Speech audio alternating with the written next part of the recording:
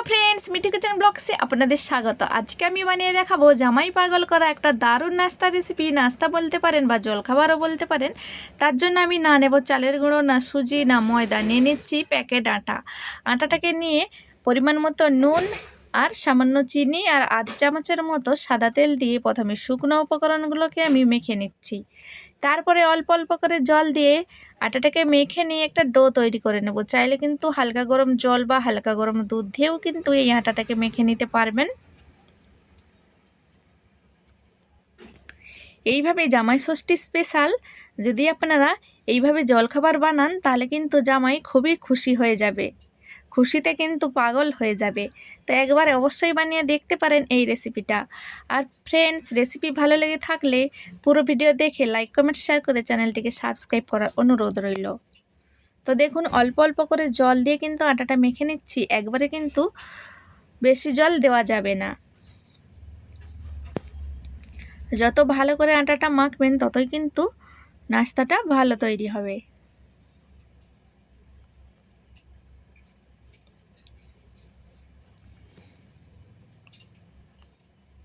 তো আটাটা আমি মেখে ডো তৈরি করে নিচ্ছি, তারপরে আমি আপনাদের দেখাচ্ছি যে তারপরে প্রসেস কি হবে।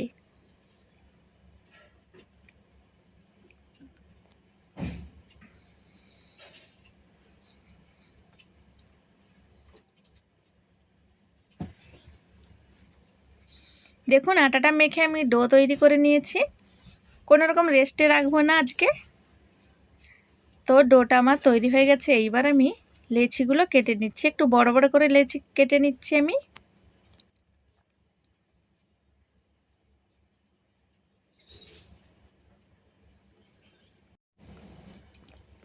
তারপরে আমি হাত দিয়ে গোল গোল করে নিচ্ছি।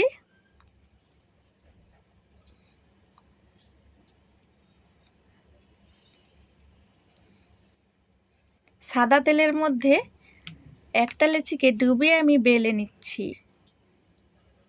বেলার জায়গাটাই আমার এখানে ছোট হয়ে গেছে, তো কিছু করার নেই, কি আর করা যাবে। তো আমি একটা বড় রুটি আগে বেলে নিচ্ছি, তারপরে দেখাচ্ছি।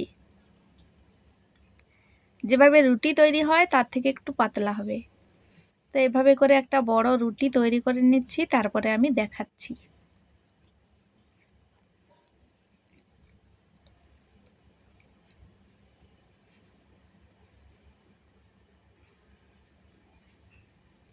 আপনারা তো বুঝতেই পাচ্ছেন যে এই সময় কিন্তু গরমের সিজন, পাখা চলে। তো এইভাবে কিন্তু নাস্তা বানানোর সময় যদি পাখা চলে তাহলে কিন্তু যে নাস্তাগুলো আমি বানাচ্ছি সেগুলো কিন্তু বেশি কিন্তু ফুলবে না আর শক্তও হয়ে যেতে পারে।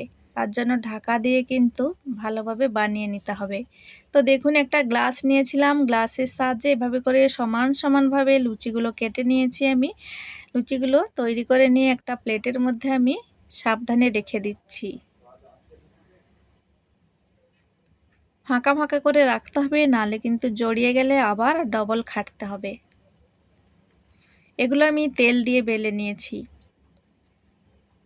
দেখবেন লুচি বেলার সময় সাথে সাথে যদি বেলে নিয়ে ভাজা হয় তাহলে কিন্তু লুচিগুলো প্রচুর পরিমাণে ফুলে আর নরম হয়।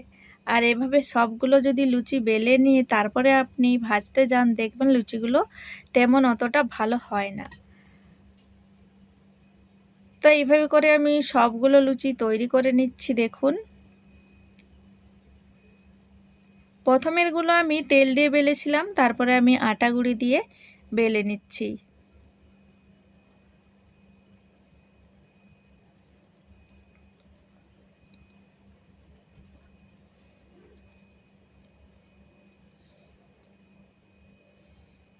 সেম প্রসেস করে এই লুচিগুলোকেও এইভাবে করে আমি বেলে নিয়ে একটা থালায় ভরে নেব। এইভাবে কিন্তু জামাই ষষ্ঠী স্পেশাল এই রকমভাবে লুচি বানিয়ে যদি জামাইকে খেতে দেন, দেখবেন জামাই খুশিতে পাগল হয়ে যাবে। এতটা দারুণ খেতে লাগবে আর দেখতেও অসাধারণ লাগবে লুচিগুলো। আপনারা তো চাল, সুজি বা ময়দার লুচি খেয়েছেন, একবার আটা দিয়ে এভাবে লুচি বানিয়ে দেখুন, খেতে অসাধারণ লাগবে। শরীরের পক্ষে কিন্তু খুবই ভালো আটার লুচি।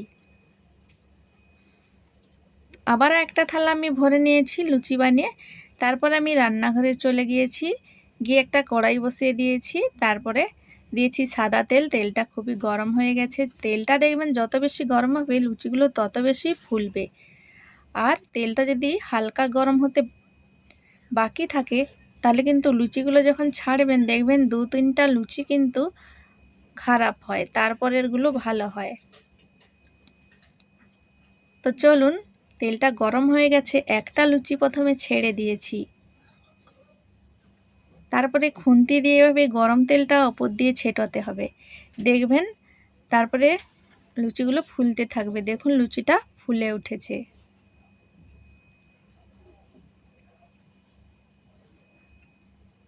এইভাবে একটু ট্যাপ ট্যাপ করে লুচিগুলোকে আমি ফুলিয়ে নিচ্ছি। লুচিগুলোকে কিন্তু ফুলে যাওয়ার পরে কিন্তু তুলে নিতে হবে, এপাশ ওপাশ উল্টিয়ে, নাহলে কিন্তু লুচিগুলো শক্ত হয়ে যেতে পারে যেহেতু আটার লুচি। তো এইভাবে করে আমি সবগুলো লুচি ভেজে নিয়ে তারপরে আমি আপনাদের দেখাচ্ছি।